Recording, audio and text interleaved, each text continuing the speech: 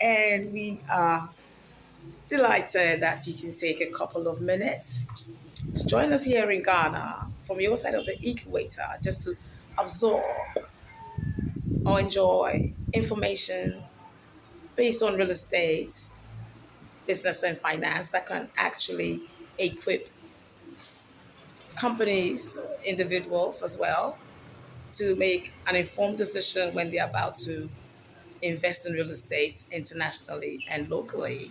My name is Jacqueline. As always, when we have properties that are available for sale or for rent, we shall forward them speedily to you via WhatsApp or into your email inbox addresses. We are privileged to share real estate news from a nation that has always been known as a superpower.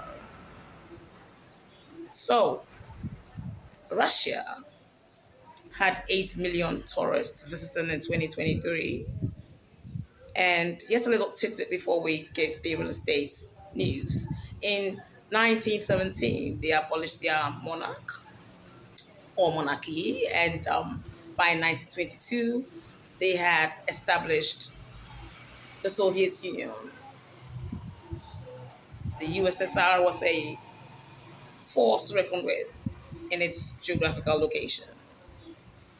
By 1991, the Soviet Union, well, was abolished, so to speak, and Russia became an independent nation. So now, how is Russia doing in real estate?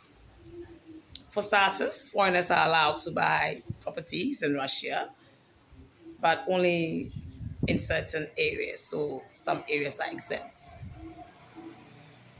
The average cost of a house in Russia is from 300,000 US dollars to 500,000 US dollars. Yes, we're given the figures in dollars. So the residential real estate sector in Russia for 2024 is projected to be worth a market value of 7.37, round about that, trillion US dollars. And there is an appreciation rate or growth rates from 2024 to 2028 annually of 4.92%. It is interesting to note that even though Russia and USA may not be very chummy or the best of friends, they both have real estate growth rates annually that are very similar. USA 4.7%, Russia 4.92%.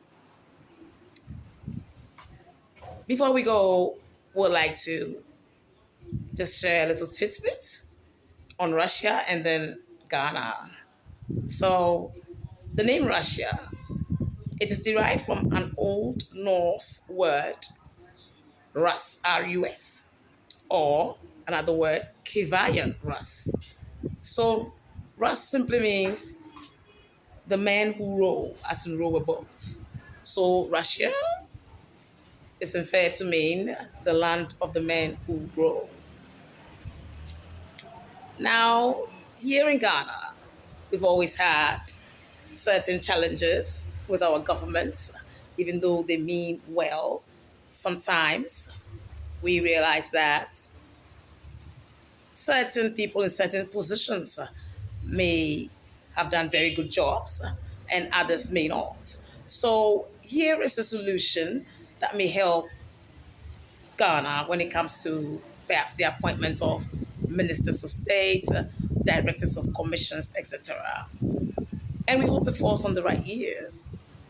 So what if Ghana came to a place where before one was given such positions, the individual would have to satisfy certain requirements. Let's say they would have to be people who had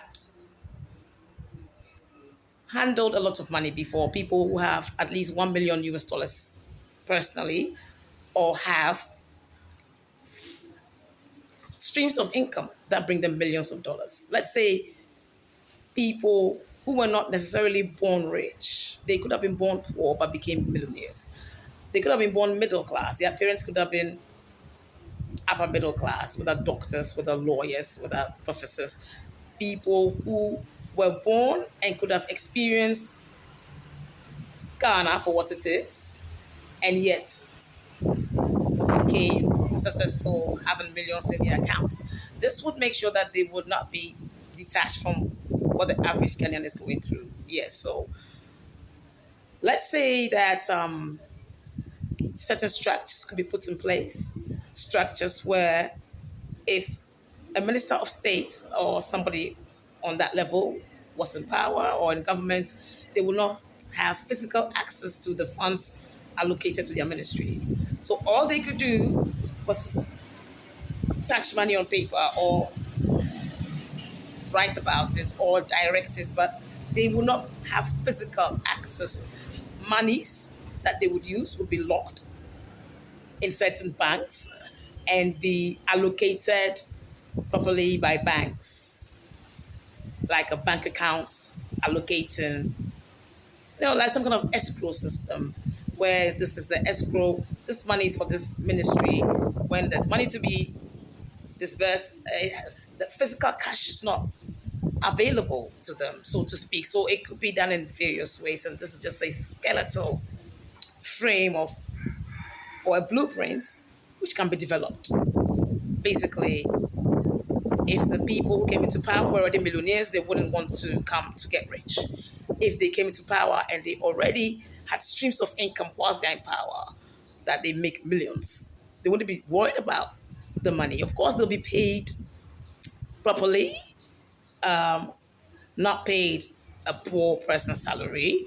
They would be paid maybe if for today's rate, maybe 20,000, 25,000 Ghana or something like that, or a little bit more, but they wouldn't be underpaid or overpaid. But once they're already millionaires and they have their own businesses bringing them millions of dollars, they would not come with the mindset of coming to get rich using funds that should be used to develop our nation. On that note, I want to say thank you for joining us. If you join us anywhere from around the globe, to all the countries we've sent this to, if you're right here in Ghana, enjoy your day and thank you for joining us. My name is Jacqueline.